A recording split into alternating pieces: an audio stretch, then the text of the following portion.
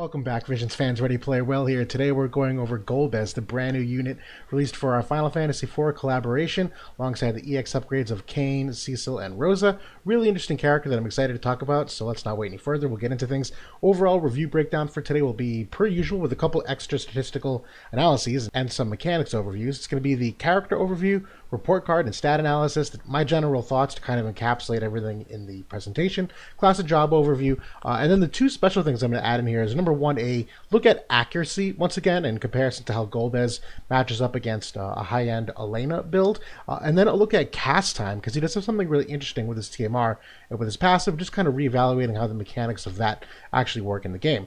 And then finally, to finish things off, I have notable vision cards, Espers, and some weapon optimization, pretty par for the course. Being said, let's continue on. In terms of the character overview, a brand new dark unit, where we haven't had a dark unit come into the game since Prompto, and will not have another until Joker comes out with the Persona collaboration in a couple months. But 3 jobs, brand new one for him is the Dark Mage, but he also comes with the Green Mage and Scholar sub-job, actually. He does equip rods as his primary weapon, and something kind of unique for your average mage, he equips armor, helm, and accessories as opposed to cloths and hats, which is typically more what the mages get. So he definitely has access to a lot of those heavier armor pieces of equipment that adds to his bulkiness overall. He does have an average mobility set of move of 3, jump of 1. In terms of resistances, minus 10% to light, that's nothing special. And the actual weapon type resistances I like a lot. So his strongest is 15% to magic. Second strongest are tied, slash and missile are 10%. All 3 of those really great in the current meta and the meta that we'll see for just a little while here, where yes, the minus 5% to pierce is something that you need to watch out for, but pierce isn't as prevalent in the current state of the game as it may have been in JP. And then 20% to strike you can really get around, not a huge backbreaker there. There's only a couple good strike units in the game that you can probably avoid in the worst case scenario. And in terms of status ailments, 50% to stun, which I think is really amazing actually, that not a lot of units have any kind of innate resistance to this, and even the equipment that you can use is kind of limited, really one-off equipment, but 50% to stun and then 50% to slow and 10% to immobilize. So overall, I like the resistances just because the stun axis I think is a really unique one that not every character gets, but that is a prevalent enough status effect in the game. Getting into the DPS report card here, so effective HP, and just a high-level definition once again of what that is. It's basically his health pool, hit points, but it's adjusted for the resistances, defense, spirit, things of that nature, so that instead of being just a number of what his health points are, it's more a reflection of how much damage would you need to do in order to actually kill him, which is a little more realistic of what needs to happen when you analyze a character. Overall, though, his effective HP for a DPS, A+.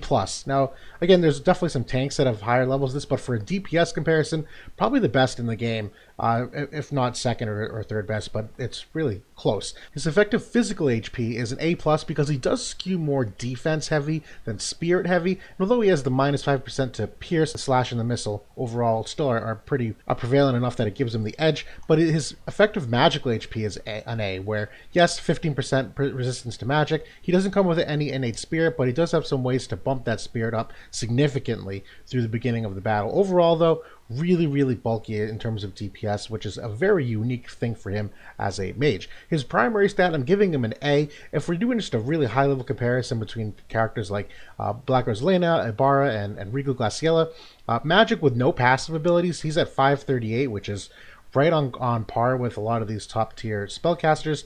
And if you start equipping their passives, just for extra context, he does still do significantly well. Now, Black Rosalina obviously distances herself because of hers, but 622 magic is among the highest in the game in terms of mages, particularly in the DPS side of things. There are a lot of support characters that have high magic stats innately, but for a mage of this level, really important that he comes out with a really great stat right out of the gate. Agility-wise, though, he is a C-. Probably one of the biggest weaknesses in his kit is that he's just innately slow. He's just a couple points below the average, and then even if you give him the 15% agility, although he's still speedy enough, when you talk about where the current top-tier element metas are in terms of light, other dark units that he might go against, Earth in particular, they do tend to skew higher on the agility side, so he will get quickly outpaced if not properly equipped, which there are ways to do it, but it's definitely a weakness that you have to hedge against.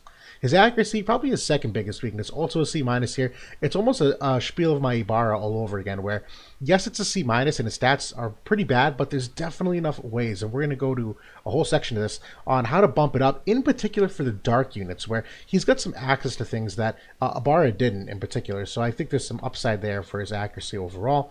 No guaranteed hit in his kit, just getting that out of the way right now. His evasion, I'm giving him an F. He's not going to evade anything at all, so don't even try. Even with the luck and dexterity cards, he is far inferior to any kind of evade unit. It's probably the first F I've ever given on a report card. Movement is straight average, C. Move of 3, jump of 1, no passives that increase or decrease that, no abilities that increase it, so pretty average. That's okay, nothing wrong with that. In terms of his passives, I'm giving him a B. Could be a little bit better. They're actually pretty darn good, and they are kind of versatile, but a lot of them do kind of overlap to some degree. I do really like them. I just don't love them to the same level that I love some of the other characters in terms of uniqueness, but definitely fit what he wants to do best. His counter ability is also giving him a B. Nothing really terribly unique here. He does have one that I think has some really good upside. It's really just a matter of making sure that it procs and how effective it ends up being, but we'll get into that soon. I actually might be underrating this counter ability at this moment. But overall kit, though, I'm giving him an A. He actually has a really good kit, both for PvP and for PvE reasons, but in particular, he just synergizes really well with the Dark Cast, really can stand on his own as a unit. He obviously benefits from teammate synergies, which there's many, but overall, really good kit that brings a lot to the table. My final grade is an A-. I actually like him a lot. I'm not going to make any judgments on whether he's a must puller or a meta defining, anything like that. I don't think he is, but I do think he is very competitive, what we're seeing at the top end of the game against the light units, which we'll get into more soon. My overall general thoughts, so ridiculously tanky mage DPS. I think that's apparent to anybody that does just a bit of research on him. The two things in particular that I like on one of his buffs that he would use turn 1 is that he's got an attack type imperil resistance and an element imperil resistance of 100% for both. What that means is, so the attack type is anything like a 38% slash imperil or 30% slash resistance down, 25% missile resistance down. He essentially can ignore that, which is amazing. That's a massive source of damage for a lot of characters. And then the element imperil is a really good one too, where something like 38% light resistance down or 38% ice resistance down, he will completely ignore that for 3 turns after using this ability.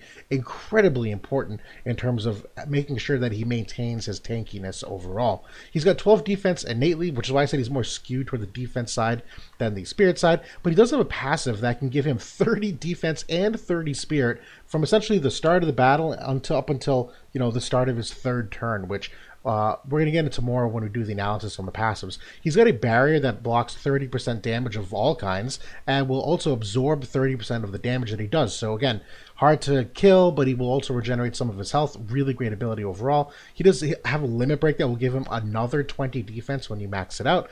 And then finally, his Scholar sub has an ability that will boost his defense by 15 and also give him 100% resistance to any kind of defense break, which is, again, frankly amazing when you consider all these imperil resistances. So definitely more skewed on the defense side. I would like to see a little bit more on the spirit, but the fact that he starts out with 15% magic resistance, and then the 10% resistance to slash and missile, obviously not the end of the world that he doesn't start off on the spirit. You can get it other places.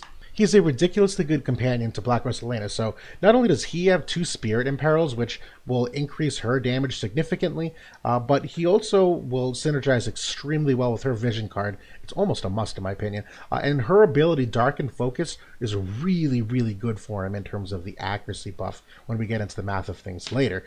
Valuable utility, quite honestly, as well. He has Re-Raise Dispel, similar to Dwayne. They both kind of overlap in that regard. I would have liked to see a Courage Dispel, but that almost might be too broken. At least Kane has access to that in terms of the Dark Cast, but Re-Raise Dispel, he can silence and immobilize on his main job, and since he is a mage, he will be at 97 faith, so those status effects are legitimate detriments to the enemy team. I think it's a really good source of utility, and he does have poison on his Dark Mage sub-job, and then the Green Mage sub-job is really great, primarily more for PvE, because these abilities need to be a little more strategic with in terms of manualing, but the Green Mage has General Imperil, D-Protect, D-Shell, Dark Resistance up to teammates, Agility up, overall great utility for in a pinch for whenever you might need it.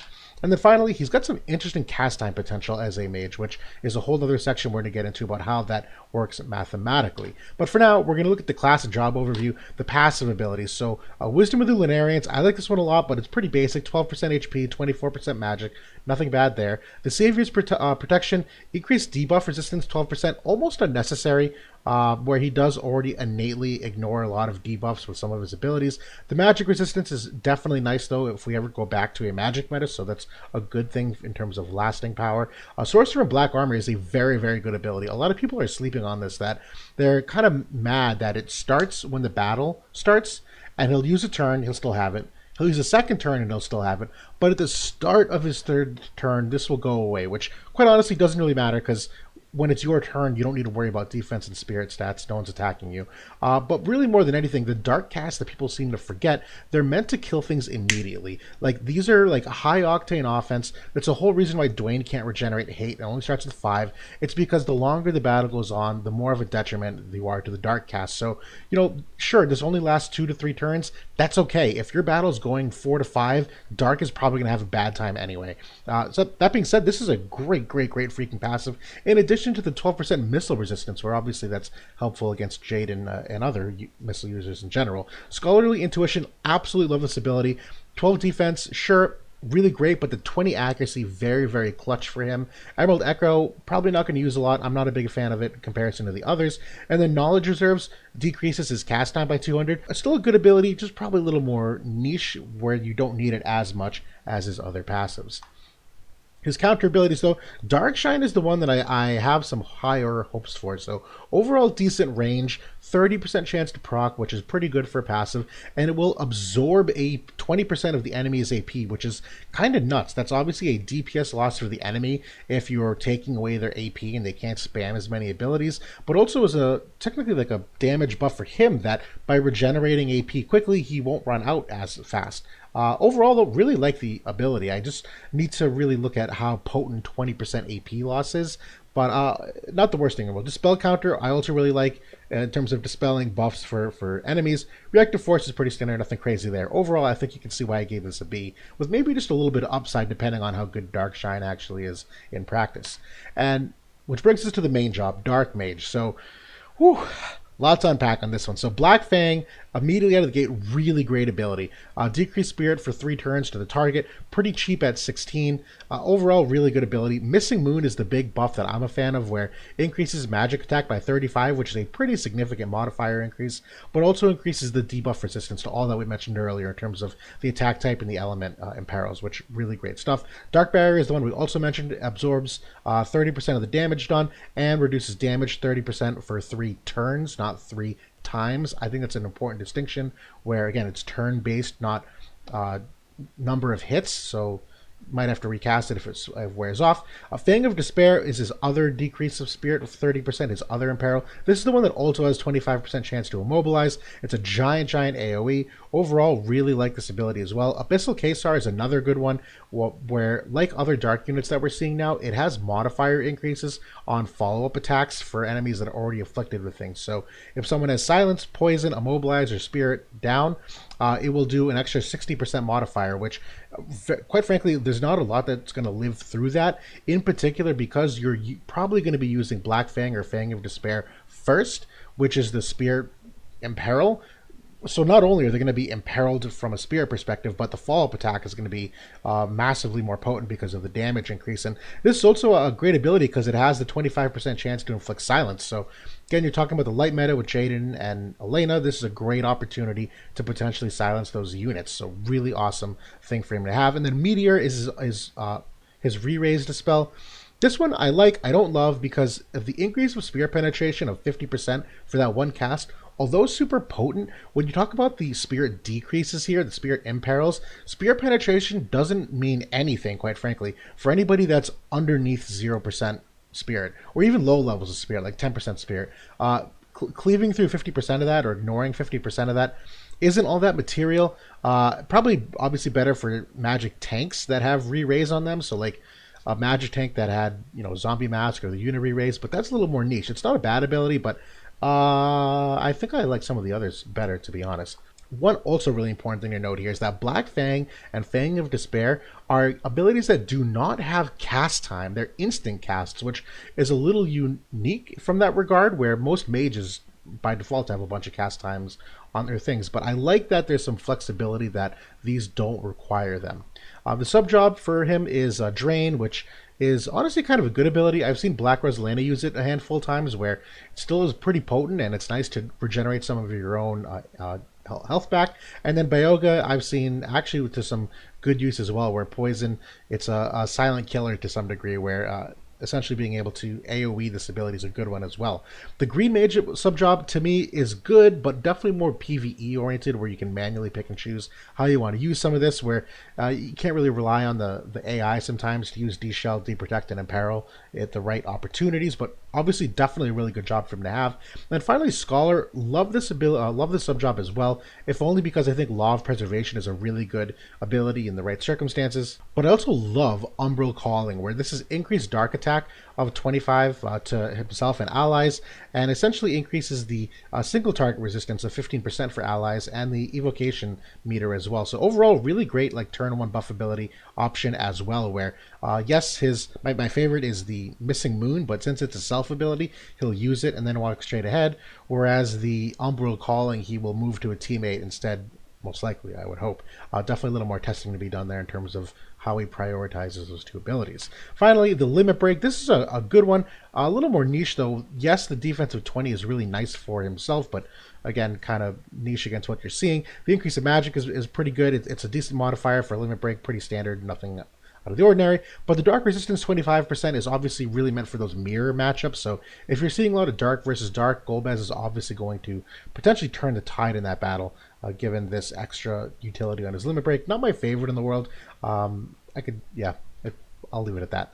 Finally, his TMR, good, not great. I like the decreased skill activation of 500 for 4 turns. That is an exceptionally long time, and it's a double cast, which is pretty great. The stats for a Helm overall, I actually kind of like that. It has the 12 Spirit. Again, one of those things that he's missing for his stat. And we're going to get into why the TMR ability is niche, but certainly helpful. We'll get into the math. And then his Mastery ability, basically just the standard buffs, 15% magic, and then the decrease of cast time for 300 for himself, which is critically important, to be honest. We'll get into that soon. I keep teasing this. I'm sorry.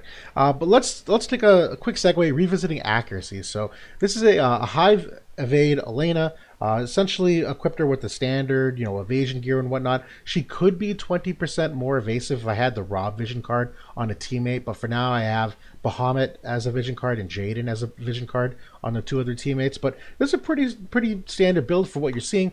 And Golbez, here's the thing: when you start out with absolutely nothing equipped, no passives, no equipment, no nothing, he's got a negative 73% chance to hit her. To be fair, most characters probably would too.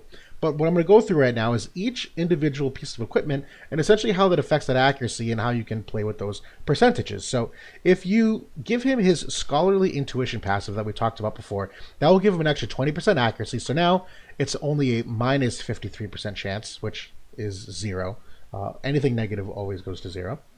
But if you give him the aim build of his Shadow Dragon Staff, that's an extra 18% aim. He's now got a minus 35% chance to hit. If you give him the Bahamut Esper, now Bahamut is not known to be a very accurate Esper by any means. There are a couple nodes, but nothing crazy. This is really more for the making up for the agility, that he's such a slow character that you want a fast Esper on him. So that's cool. We'll do Bahamut, which gives 3% accuracy, gives him the 79 dexterity to 68 luck. What that means, all of that summed up together, is an extra 38% accuracy for him. So now he has a 3% chance to hit Elena. I know what you're thinking. You're like, well, this is not a strong case, my dude. Like 3% chance, like he needs some help. Teammate has the Black Rose Elena vision card. That's another 25% accuracy for the party. He's now got a 28% chance to hit. Teammate, for instance, Dwayne, having Maidens of the Rose vision card, you might be like, that's the Venera card. Why would you put it on Dwayne?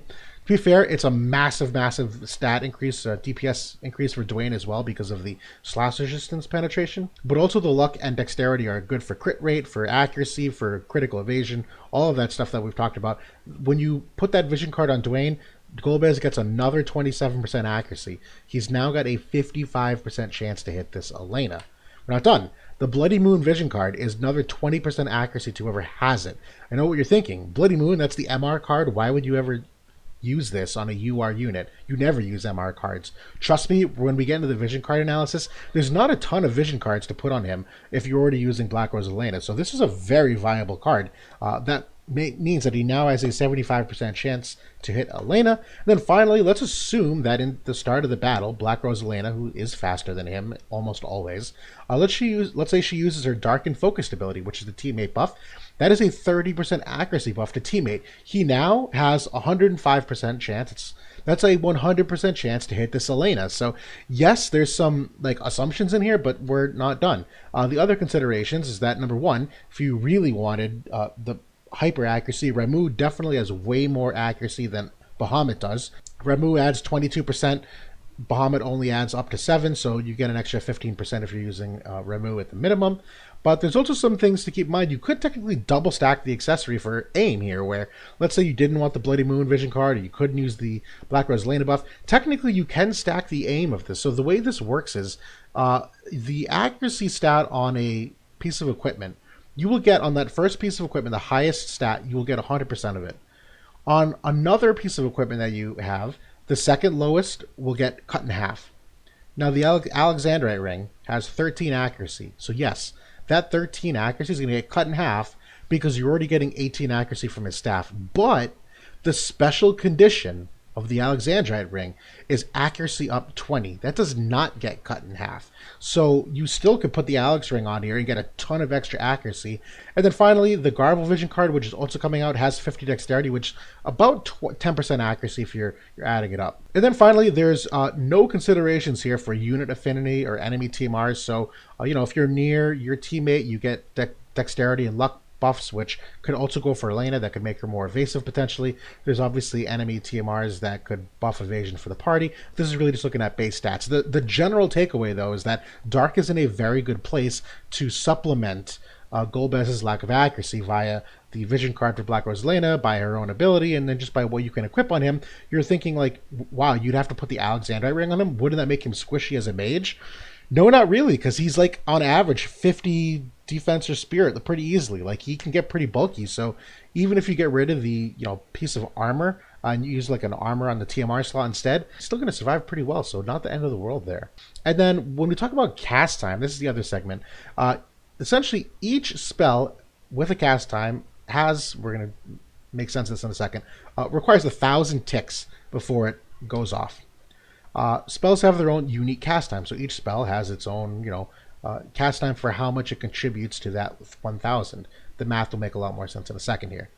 Now, our previous Elena had 106 agility, and Golbez had 93 agility. It's a pretty big disparity, but agility also matters when you're talking about cast times, because you don't want to start casting your spell and have the enemy get their turn and move out of where you were. So that's also really important. Or do something where maybe they kill you before the spell goes off. So agility is also important to this. We're going to use the ability Abyssal Khazar. Now, there is a cast time on this, and the max time when you level it up is 280. If you don't level it, it's 120. You're going to level up. So the max cast time is 280. Mathematically, the way this works is, and recall, Golbez has minus 300 skill activation for himself. What that means is, instead of requiring 1,000 ticks before this ability goes off, you only need 700 ticks before this ability goes off. So, the way you want to think of it is, the way the game calculates its turn order is in cycles. So let's say Golbez, it's his turn. Your turn starts as Golbez. You move, and then you cast Abyssal Khazar. So on cycle 0, Golbez's charge time is 100, and let's say the enemy Elena's charge time is 50.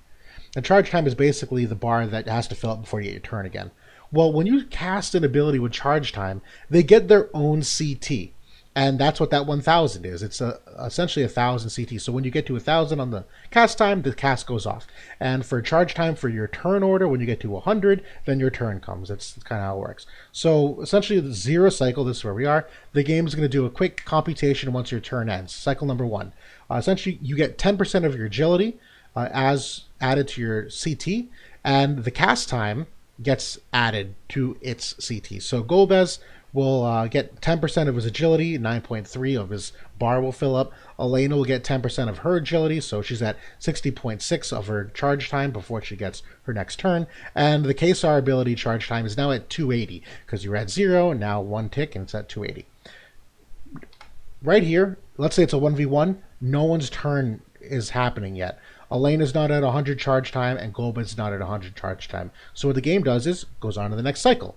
Cycle number 2, Golbez, same thing, same calculation. Neither of them are still at 100 charge time, which means it's not either of their turn yet, but the KSR charge time is now at 560. 280 and 280 is 560.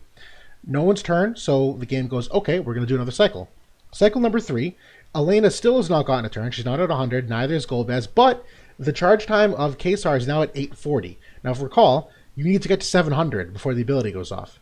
Well, now, this third cycle time, that ability will go off. If he didn't have that passive and you needed to get to 1,000, you would need to wait one more tick. Now, at that time, for speedier characters, you're getting into a risky situation where the longer your charge time is, the better chance they have for their turn to come. If Elena was at 70 CT instead of 50, her turn would come and she'd probably move out of the way or kill him before he could get the cast off. But also in reality, you need to consider that March of the Stag from Jaden is an ability that he uses pretty popularly, gives an extra 20% agility, and Unit Affinity also buffs agility by 10%. So Elena's 106 might actually be higher than that, so her turn might come sooner that he can get that ability off.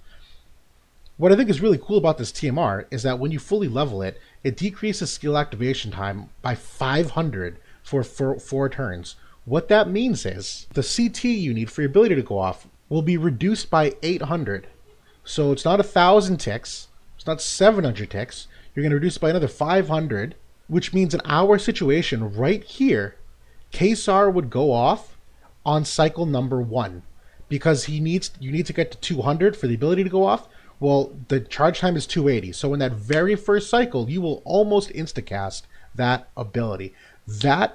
And unfortunately, I don't know what happens if both happen in the same cycle. So for instance, in one cycle, if the KSR CT exceeds the cast time and Elena gets to 100, I don't know which happens first. So that's kind of a toss-up there. The long story short, though, is that this TMR is actually pretty awesome for ensuring that he can cast things basically immediately.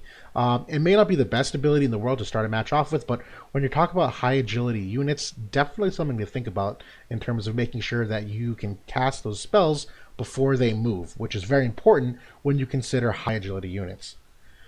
Whew, we made it through that. Thank you for listening. This is super important, though. It's something that I think a lot of people would be interested to know more about. So now when we get to the notable vision cards. Number 1, absolute primary vision card is the Black Rose Elena vision card.